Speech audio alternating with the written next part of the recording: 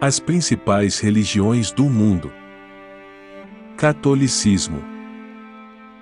O catolicismo romano é um dos 3 ramos do cristianismo, juntamente com o protestantismo e o ortodoxismo. Os movimentos religiosos heterodoxos costumam ensinar que a Igreja de Cristo se apostatou e que Deus levantou seus líderes para restaurar o verdadeiro cristianismo. Como surgiu o catolicismo romano? Surgiu oficialmente, pelo Edito de Milão, em 313 d.C., pelo imperador Constantino, que se autoproclamou cristão, por conta de uma experiência pessoal.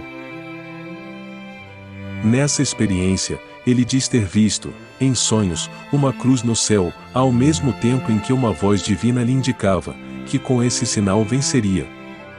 Constantino mandou decorar os escudos de seus soldados, com o símbolo da cruz, o futuro monograma de Cristo. E se lançou contra o exército inimigo. Os dogmas católicos.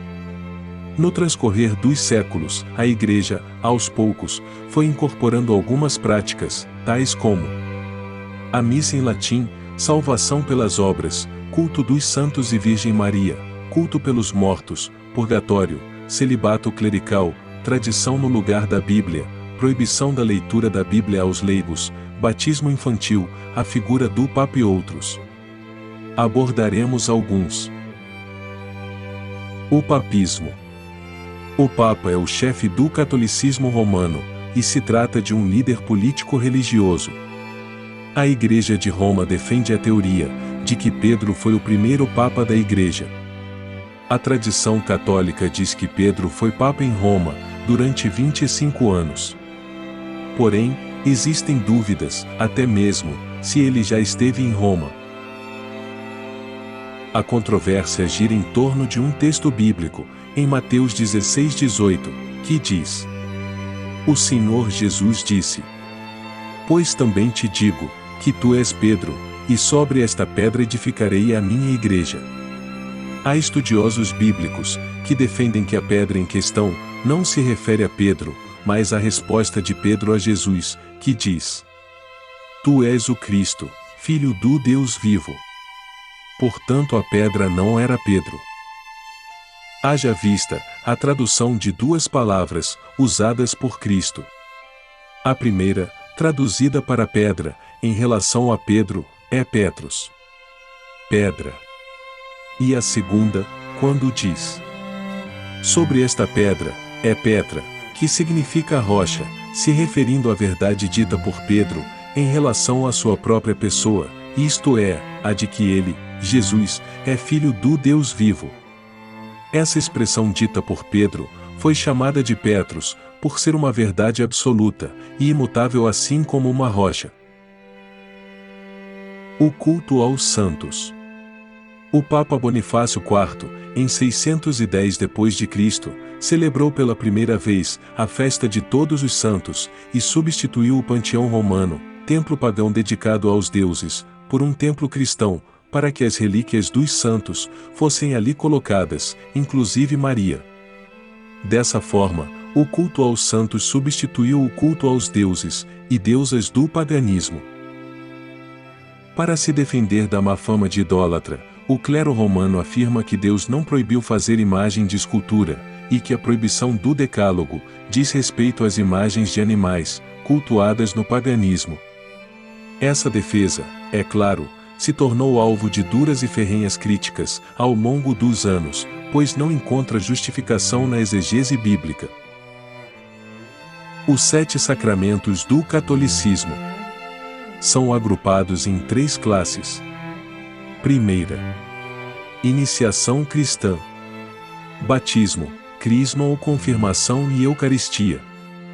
Segunda, cura. Penitência ou reconciliação, unção dos enfermos. Terceira, serviço da missão e comunhão. Ordem sagrada e matrimônio.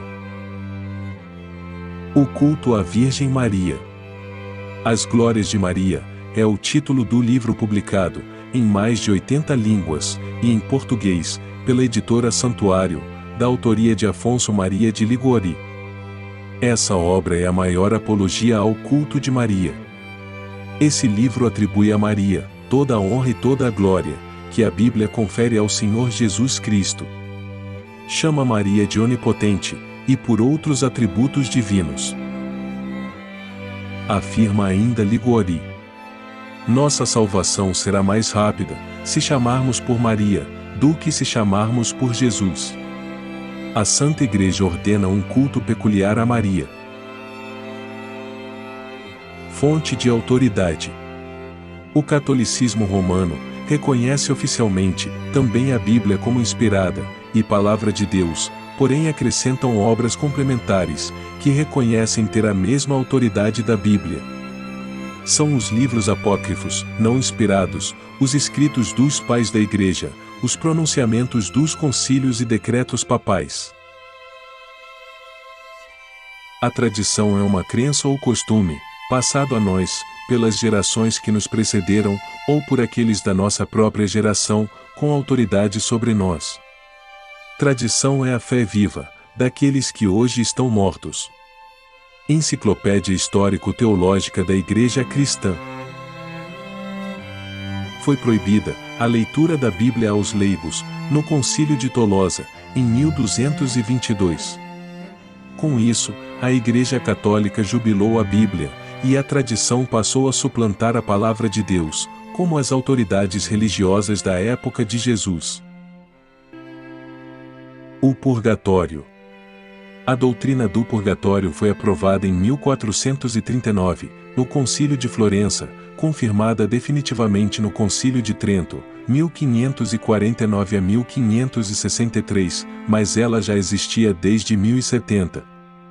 Essa doutrina ensina que os cristãos, parcialmente santificados, que seriam a maioria, passam por um processo de purificação, através de um sofrimento punitivo, para depois entrar no céu. Conclusão. O desejo de todo cristão piedoso e verdadeiro é o de que todas as pessoas se convertam a Cristo e tenham a vida eterna. O conhecimento da verdade vem por meio da Palavra de Deus e somente por ela. Nela o Espírito Santo atua, trazendo justificação, transformação e santificação para o crente em Jesus. E conhecereis a verdade, e a verdade vos libertará. João 8:32.